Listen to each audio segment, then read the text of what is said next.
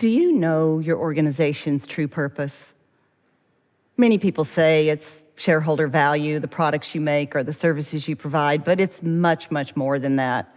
It's like what really makes your company's heartbeat. Well, in today's complex world, shouldn't we all be thinking about that? I know I had to when I became the CEO of Build-A-Bear Workshop. Back in 2013, I was asked to take the helm of this mall-based, make-your-own stuffed animal retail company for kids from the beloved founder. 2012 had been the worst year in the company's history, having lost $50 million, and 20% of the stores were not turning a profit. The team had struggled for 8 years in the wake of the recession, mall traffic declines, the rise of the digital economy. Well, bankruptcy was a real threat. So, shortly after I got there, I brought the whole organization together to share my textbook turnaround plans that, of course, included cost-cutting, store closures, and maybe some layoffs. But I was met with skeptical stares and silence. Wow, don't they get it? I mean, the world had changed a lot since 1997 when Build-A-Bear was started. But it was almost like they were afraid to change. But why? Frustrated, I turned to the crowd and I said, "Does it matter if Build-A-Bear exists?" Now, before you answer that question, you might need to know just a little bit more. Build-A-Bear was a pioneer in experiential retail. So when you go to a store, you go through a process. Now, that process includes first picking out an unstuffed furry friend, but then with the help of a bear builder, you're able to go through a personalized stuffing experience. So that stuffing experience also includes a very special heart ceremony. Now, with this heart, you bring your teddy bear to life. And you go through an informal but very fun experience of placing some attributes on your bear, like maybe making him stronger, or making him smarter, maybe always have your back or in your heart. But then there's a very emotional process that's very memorable. And you put a wish on the heart. That ends with a kiss. And it goes inside your heart, often along with a personalized recorded message. Then you get to dress it, name it, and get your birth certificate. Now, these experiences are woven into millions of childhood memories. And they're a part of multi-generational family lore for everything from birthday celebrations to graduations to wedding proposals and birth announcements. So Build-A-Bear is a lot more than a place. In fact, Build-A-Bear is often used for the Red Cross to provide teddy bears to people who need comfort in natural disasters, for parents who are grieving the loss of a child, and even for children who are suffering from illness. So not only are we so much more than a place, we're a feeling. Build-A-Bear is a feeling based on memorable moments, and it's for people of all ages. So when I asked the team, does it matter if Build-A-Bear exists? Of course they said yes, but it wasn't because of my textbook turnaround plans. It was because they already understood deeply what I just shared with you. And what I was telling them made them fearful that I was going to rip the heart out of the company they had created. So that let me know that before they were going to go on this journey with me, they needed to know where my heart was. And I needed to share plans that were based on our true purpose. And we needed to find something that we could all believe in as much as people believed in the wishes on these hearts. Well, that led to a new and inspirational mission statement of we add a little more heart to life. And yes, missions should be big. And it created a strategy for us that was based in something that we had already organically become. Build-A-Bear was already more than its original vision. We just needed a business plan to profitably unlock that value.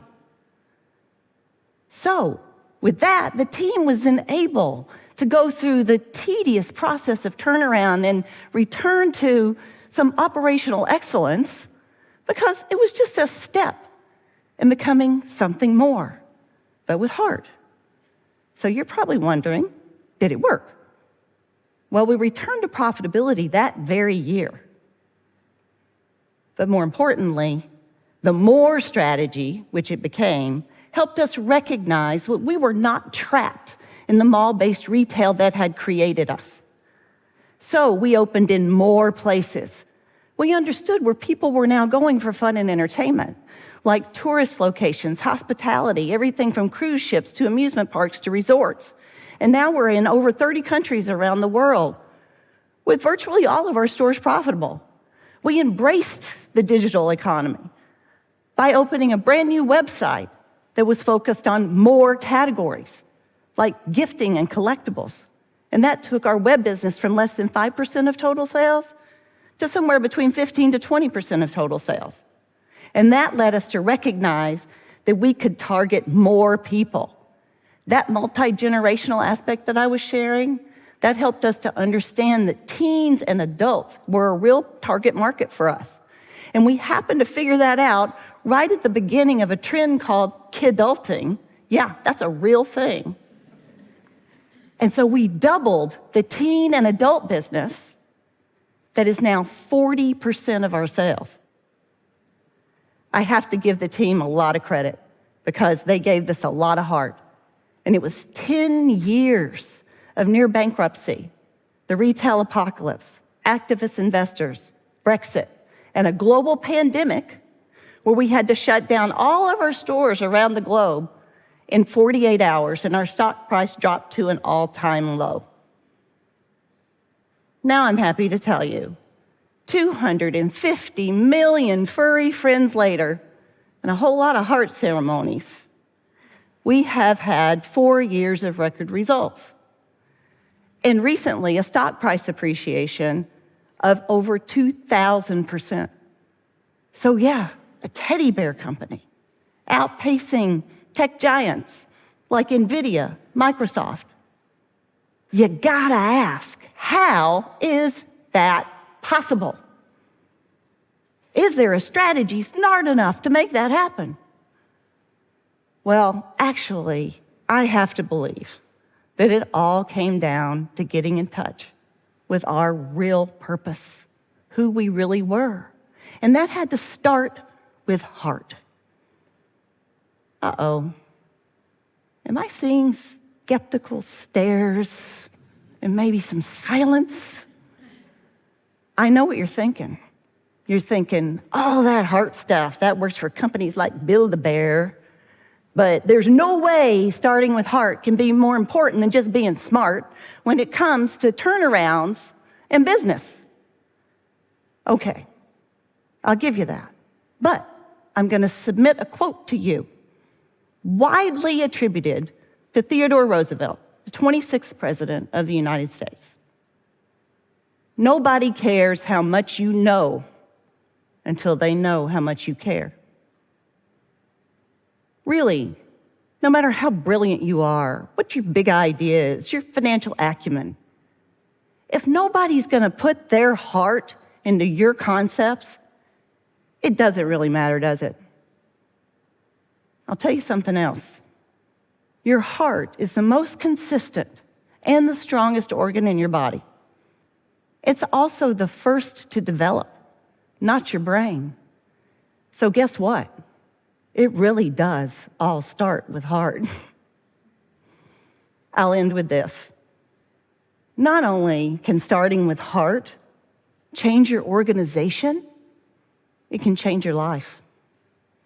These days, even after I gather all the data and ask everybody and we figure it out about what's the next big smart thing we can do, I always look in my heart before we make the final decision.